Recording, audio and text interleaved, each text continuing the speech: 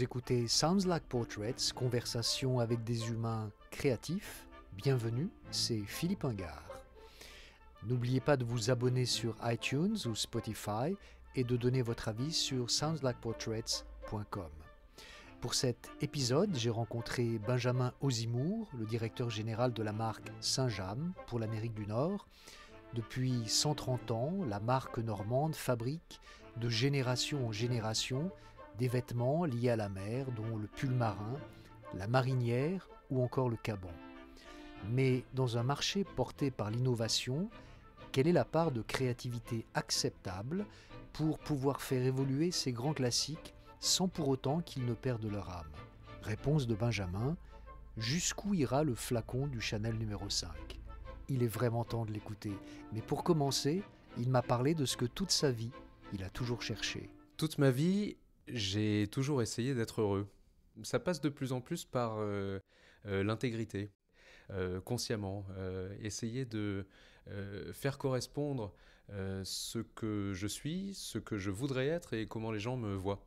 C'est ce qui t'a amené à New York?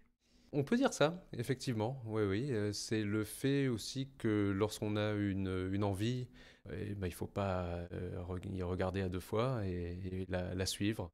Et je me disais que quoi qu'il arrive, il y avait pire que d'être jeune trentenaire français à New York. Qu'est-ce qui t'attirait, qu'est-ce qui te plaisait tant dans la ville de New York? Ce qu'on vit lorsqu'on arrive ici en tant que touriste une première fois, c'est qu'on se sent à la maison. Et on se sent à l'aise très vite, beaucoup plus que dans énormément d'autres endroits du monde. Et voilà, ça a été cette envie de continuer à se sentir bien chez soi dans un environnement qui a sa part d'aventure, mais en même temps sa part rassurante. Diriger les activités de Saint-James pour l'Amérique du Nord, est-ce que c'est un choix ou c'est un hasard? C'est un choix dans la mesure où j'avais une idée très claire du type d'entreprise que je cherchais.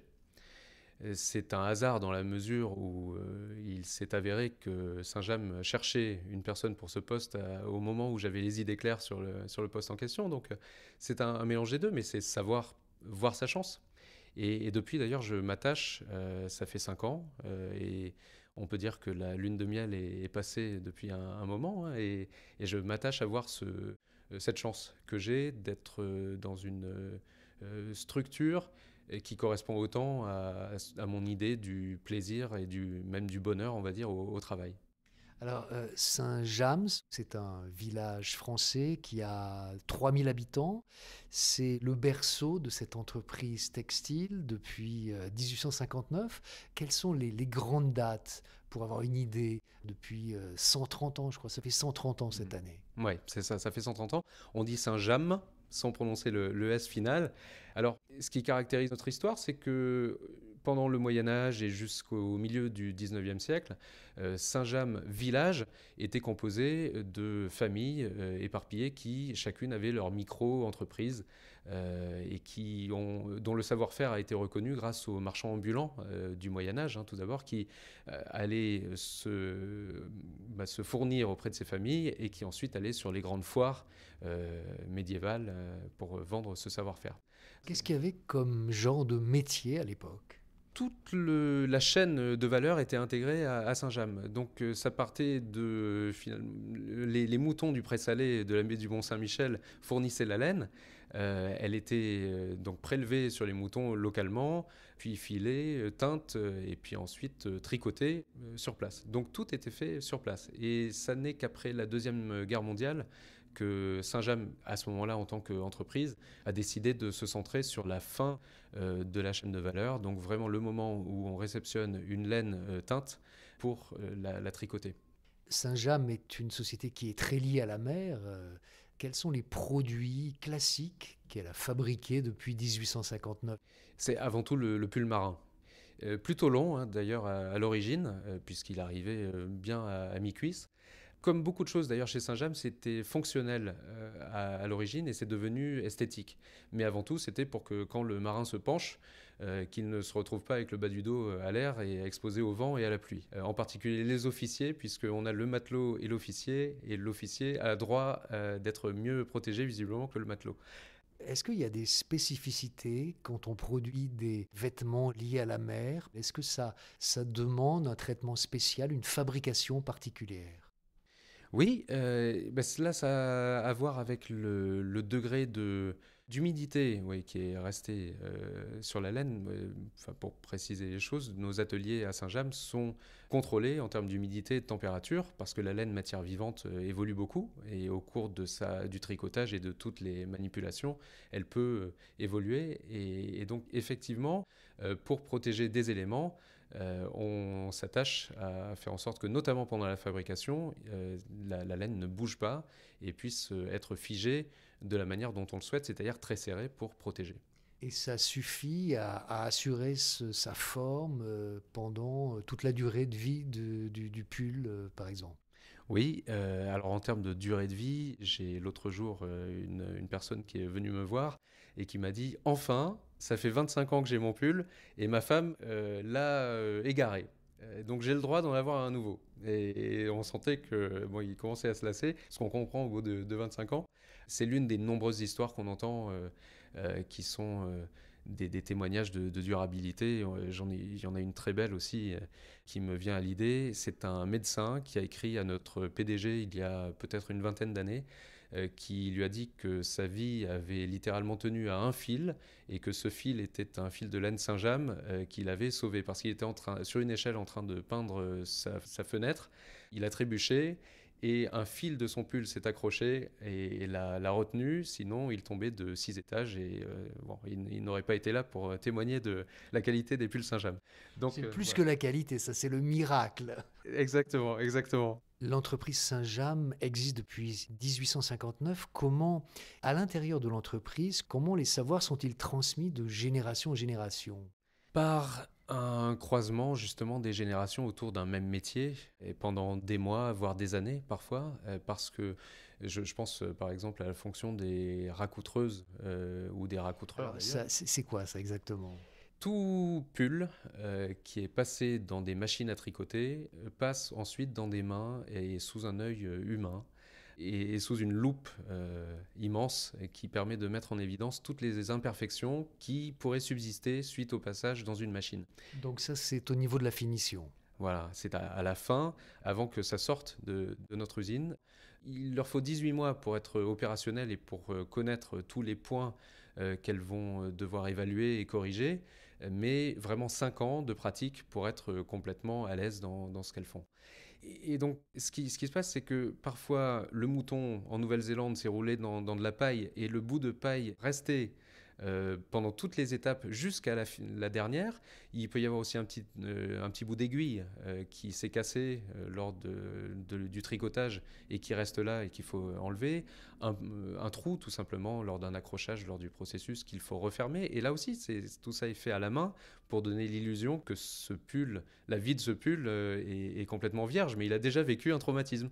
Et donc, il faut le soigner avant qu'il reparte.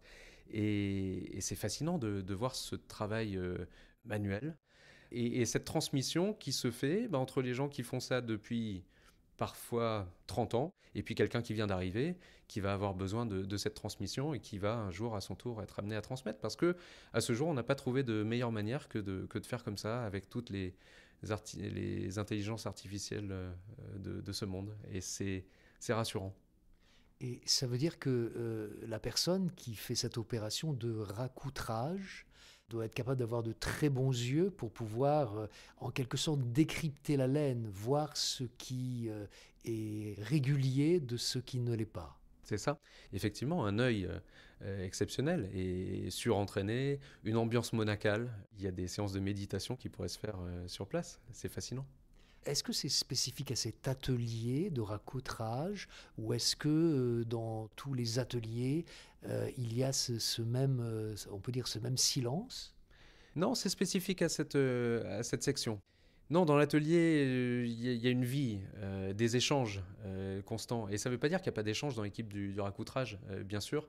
Mais en tout cas, quand chaque personne montre sa dévotion finalement à chaque produit, pour le faire sortir de ses mains le plus parfait, le plus proche de la perfection possible, là, effectivement, le silence est absolu. Ce qui fait ça, C'est une culture, je pense. Une culture d'abord, tu parlais tout à l'heure des gens de mer, et je crois que toutes nos valeurs chez Saint-James, que ce soit la qualité, la liberté, l'appréciation de la beauté, un sens aigu de nos origines géographiques et historiques, et j'en passe. Tout ça, et évidemment, et j'allais oublier le sens du travail en équipage. Tout ça, c'est applicable aux gens de mer. À l'origine de ton implantation ici à New York, il y a le réveil de la marque. Il date de quand et ça s'est fait comment? Il y a toujours eu une volonté d'aller voir à l'extérieur ce qui se passe, pas parce que l'herbe est plus verte ailleurs qu'en France, et bien au contraire. L'export n'est pas une fuite en avant, et ça c'est très important pour nous. Je ne sais pas si je parlerai d'un réveil, mais en tout cas d'un dynamisme renouvelé, de diverses manières, que ce soit en allant voir ailleurs ou en allant voir chez nous, mais avec d'autres marques, et s'associer à elles. Et là, il y a deux exemples en particulier qui viennent, mais je n'ai pas envie de faire de jaloux parce qu'il y a de très belles marques avec lesquelles on a travaillé ou on va travailler en France. Mais parmi les premières qui ont su voir en nous ce qu'on avait de pertinent par rapport à l'époque, il y a eu le slip français très tôt. Ça fait 5 ans cette année. Et le slip français a porté une envie d'abord de fabriquer en France, comme on le fait nous. Mais au-delà de ça, ne pas se prendre au sérieux. Ensuite, on est allé chercher chez eux un dynamisme, une manière de savoir s'exprimer sur le digital notamment, qu'on n'avait pas, clairement.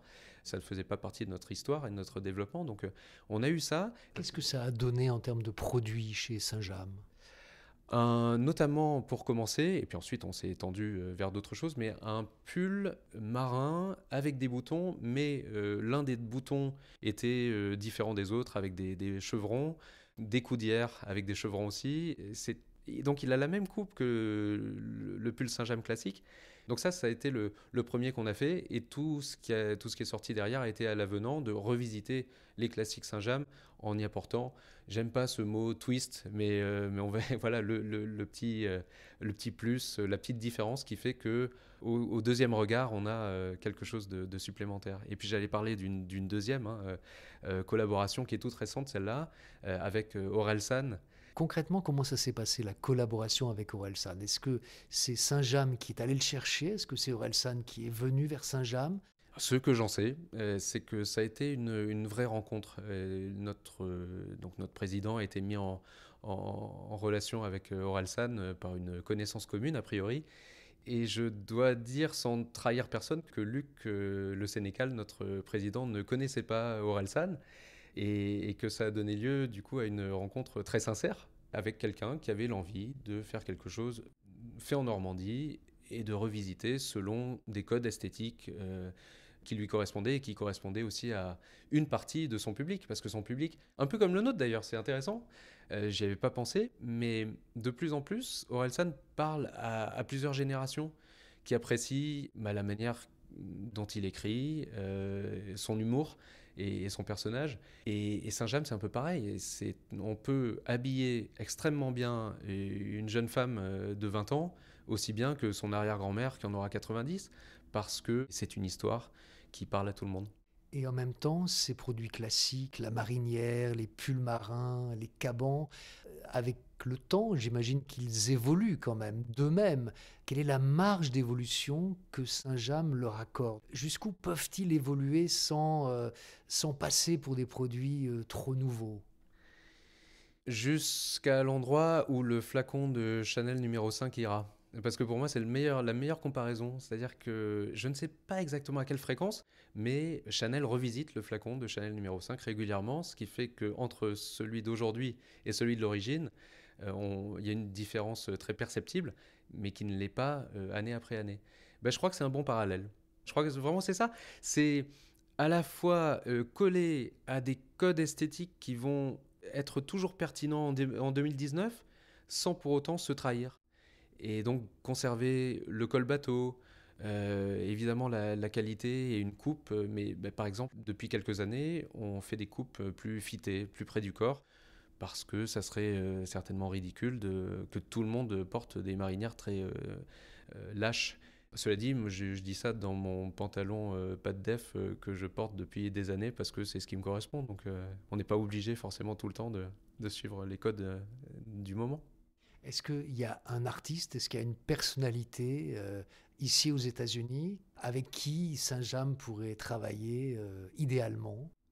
Oui, et malheureusement, il n'est plus de ce monde. J'ai souvent pensé à Anthony Bourdin, qui personnifie ce marin, cette personne ouverte d'esprit, voilà, qui y réfléchissait aussi beaucoup dans ses documentaires sur lui-même et sur son parcours.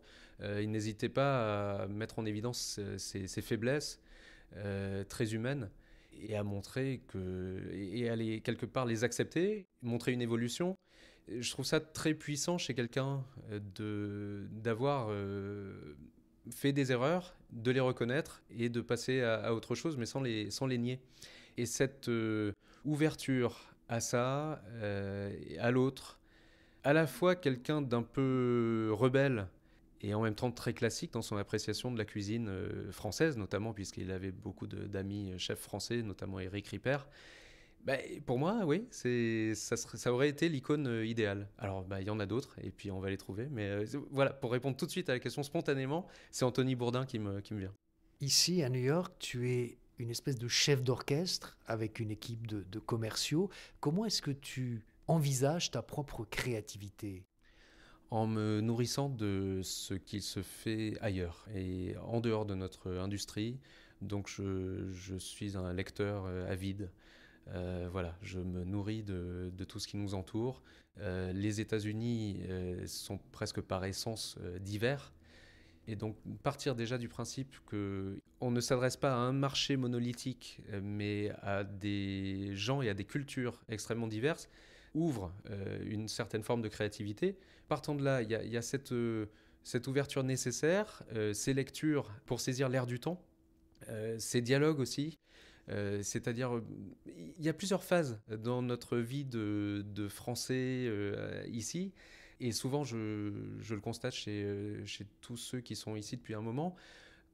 Il y a les moments où on souhaite se tourner vers la culture locale et on s'en abreuve. Il y a aussi ceux où on souhaite être entre Français et revenir à ces racines-là. Et puis ceux aussi où on souhaite se refermer un petit peu sur soi pour résoudre les problèmes qu'on a en interne.